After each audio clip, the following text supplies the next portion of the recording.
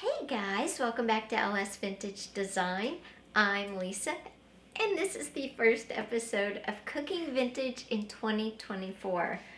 I am super excited we're back doing this little mini series on this channel because I love my vintage cookbooks. They have some classic recipes and I'm just gonna share these with you. Now, I posted a TikTok and I think an Instagram on Thursday that told you what we were making and what you were gonna need, and this is what you're gonna need. We are making American goulash, and you will need some elbow macaroni, 1 can of diced tomatoes, and 1 can of tomato sauce. And I'm gonna put in just a tablespoon of tomato paste just to add a little richness to it. You'll need ground beef or plant-based ground beef, some onion and bell pepper, and how much onion is up to you, and I'm going to do 1 regular size bell pepper. So what I'm doing is I've got my water boiling. I've got my water started for my macaroni. It has a pinch of salt and some olive oil in it. So when that comes to a roaring boil, we will put our macaroni in there and cook to al dente. Meanwhile, I have my small skillet here with a little olive oil in it. I'm going to chop up my bell pepper and onion and saute them in the pan until the onion is translucent. I will take the little skillet off the heat and I will come in with my bigger skillet, ground my meat, brown my ground beef, add in my sauteed onion and bell pepper. When my macaroni is ready, I will add it in, stir in all my tomato products, and that's it. It's that simple. And then it just has to simmer on low for a little bit, and you will have a delicious, easy, affordable one-pot meal. I would say in 2024, this is an amazing way to kick off cooking vintage. So while my water is starting to boil, I'm going to bring you in closer, and we are going to chop our onion and our bell pepper. And I would say normally 1 small onion will be plenty. I had this onion already in my fridge cut, so I'm just going to cut up a little bit of it to add in. And because it is so large across, I'm probably going to cut about 2 or 3 more slices like this and cut those up.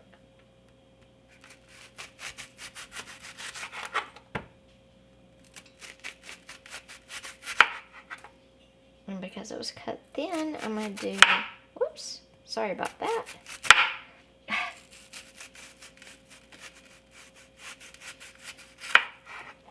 Okay, that's all the onion. I'm going to put this back in the bag and put it back in the refrigerator when I'm done chopping this.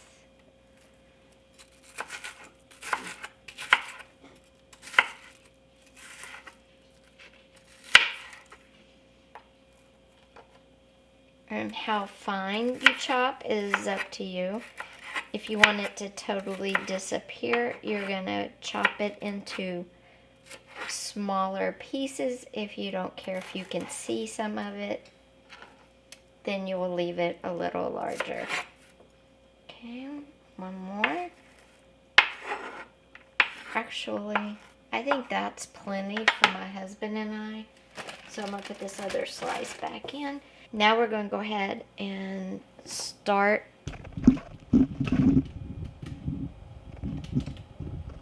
We're going to heat up our skillet to a medium heat, and when it gets warm, we'll drop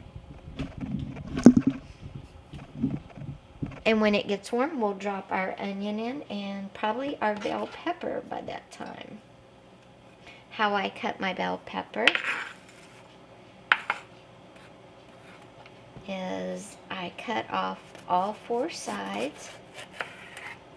I just kind of rotate it around And then all I have left is the stem and the center, which I'll throw away.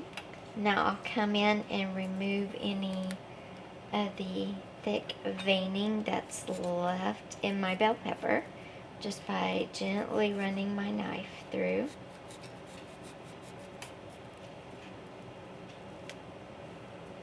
There we go. And I'll do that on all 4 pieces if they need it.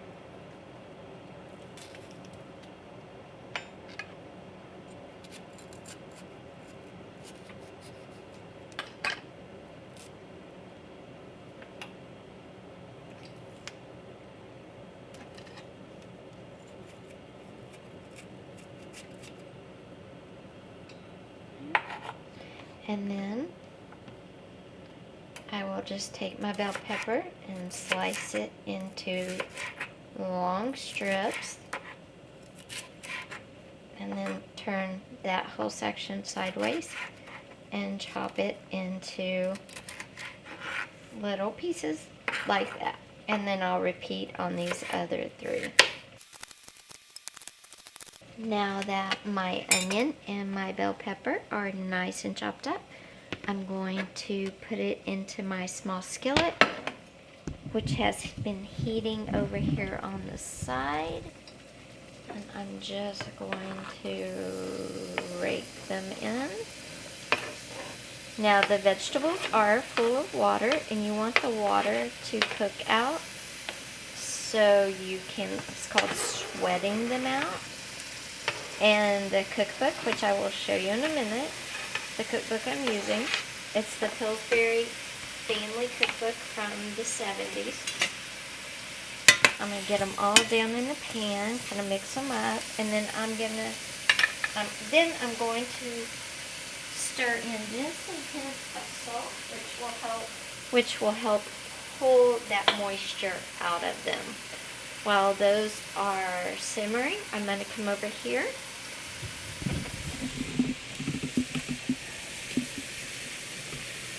and as you can see, the water is boiling. So now I'm going to take my elbow macaroni, open it, and just pour into my boiling water. I come in with my pasta spoon and just give it a little zhuzh because it's all at the bottom and it will it's kind of lodged down there, so I want to make sure I work it all loose so it all gets coated in the olive oil and salt that I sprinkled in the water. Now we're going to come back to our onion and bell pepper. I wish you could smell this cooking. It smells absolutely divine. I'm going to cover the bell pepper and the onion for just a little bit so it can sweat out faster. While we're waiting on our 2 longest cooking components of the American goulash to cook, I thought I would share the cookbook the recipe is coming from. This is the, I think it's 1975, New Pillsbury Family Cookbook. I just love this cookbook. I have it marked, our recipe marked right here, and it's called Macaroni Goulash, or another name, American Goulash. And it's 1 pound of ground beef, 1 onion, sliced, then diced, 1 medium green pepper, chopped, 2 cups tomato sauce, or a 15-ounce can. I'm using a 15-ounce can of tomatoes and the liquid from these. We're going to use, and a little salt and a little pepper. And after it's all in the pot, after we brown our meat, we're going to dump all of our ingredients in the skillet with the meat. We'll stir it all, we'll cover it, and let it simmer on low for about 30 minutes. Let those flavors really blend together. And then it will be ready to eat. You can top with Parmesan cheese if you like. But remember, this is distinctly American flavors not necessarily Italian flavors. Though I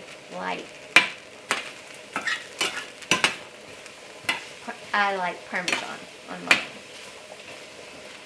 And it's like I said, the tomato paste was not an original ingredient. Just to add some richness to it, I'm going to add about a heaping large tablespoon.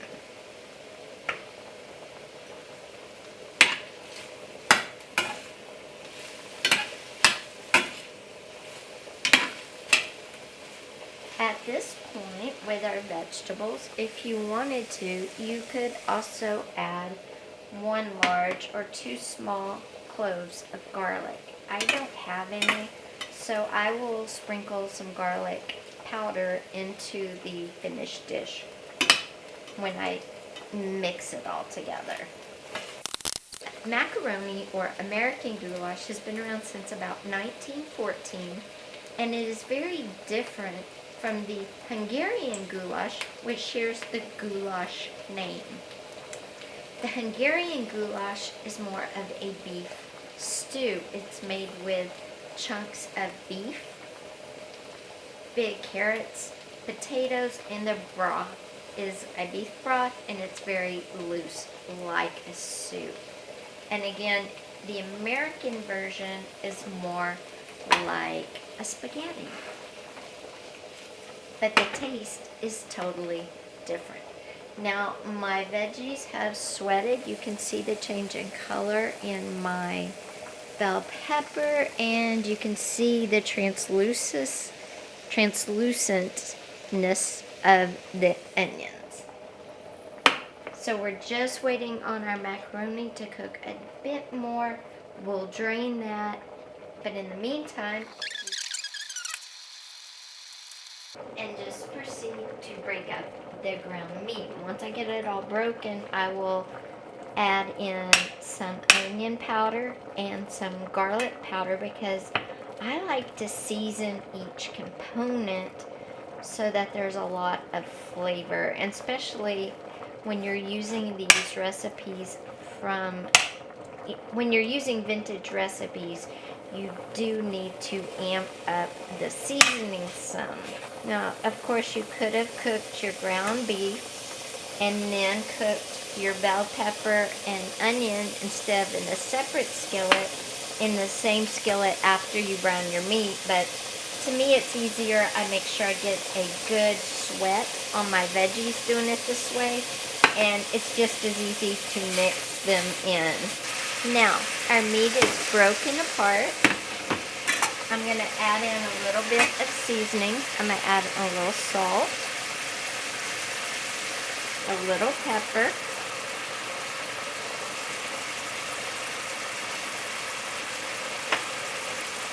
some onion powder,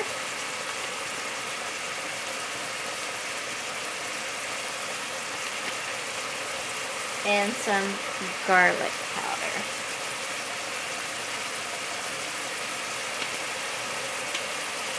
Then I'm just going to give it a good stir and continue to cook it. While that's cooking, I'm going to go over and check my macaroni.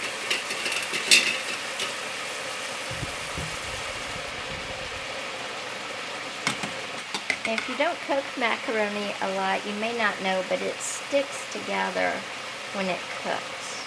There's the macaroni. I'm going to taste it.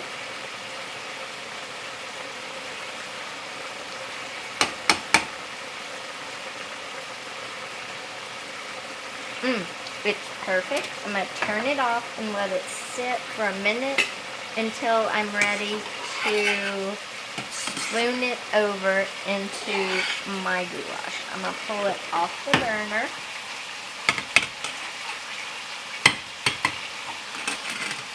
And remember, you want your macaroni al dente because it's going to still simmer for about 30 more minutes in your ground beef and tomato sauce mixture. When you're cooking your ground beef, you want to make sure it's cooked all the way through. And while that finishes cooking, I'm going to prepare my colander to drain it because you don't want meat grease in your goulash. I've got my colander over here to got my colander there and my hot water running so the grease doesn't back up my skin.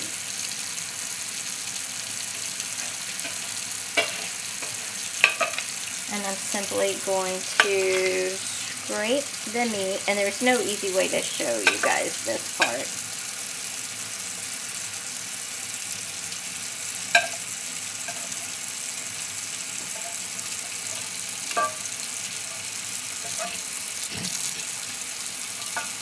Okay.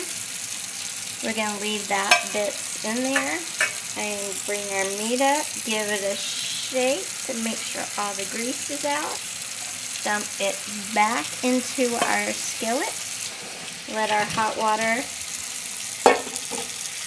kind of run out there. I'll leave that on for a second. Okay, this isn't sponsored by anybody, so I'm just going to take my diced tomatoes.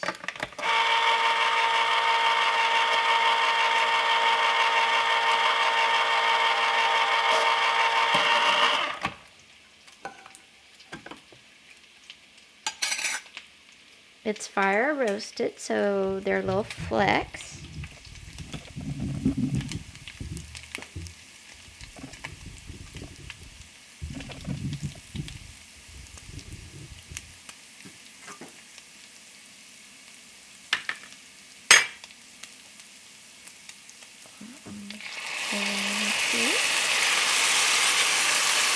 Pour that in. Now I'm going to come in with my sauteed veggies. And again, these were sauteed in olive oil. Okay.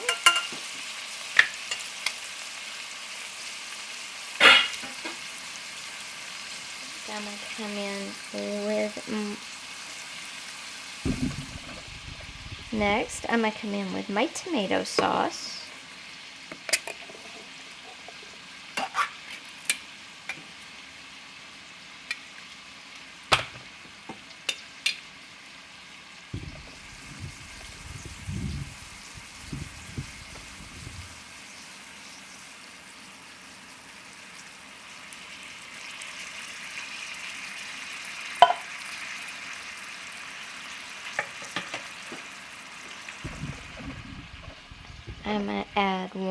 I'm going to add in 1 tablespoon, heaping tablespoon of tomato paste for richness. That.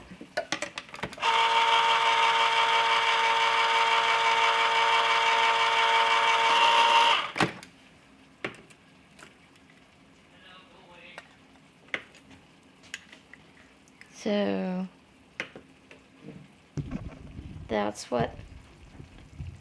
what I'm going to add in. And then we're going to pan down to our, drop it in. I will just cover the rest of the tomato paste and leave it in the refrigerator. I'm going to turn this down to a medium. Okay, I turned it down to a medium. My burner down to a medium, and I'm just stirring this all together.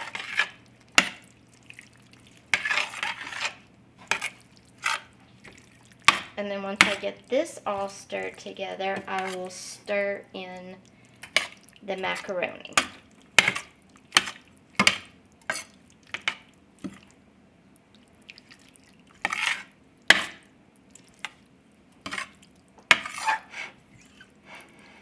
Okay, now we're going to get our macaroni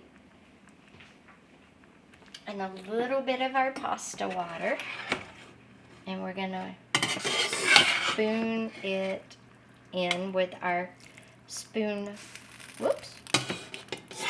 colander. And like I said, you want to get some of that pasta water in there. And 1 more. And then I'm going to stir that all together. Oops.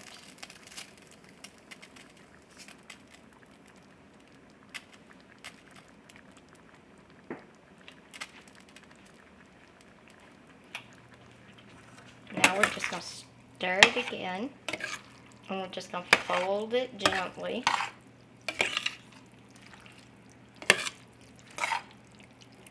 And this is an affordable, easy meal that will feed a lot of people. Or feed 2 people for, a week.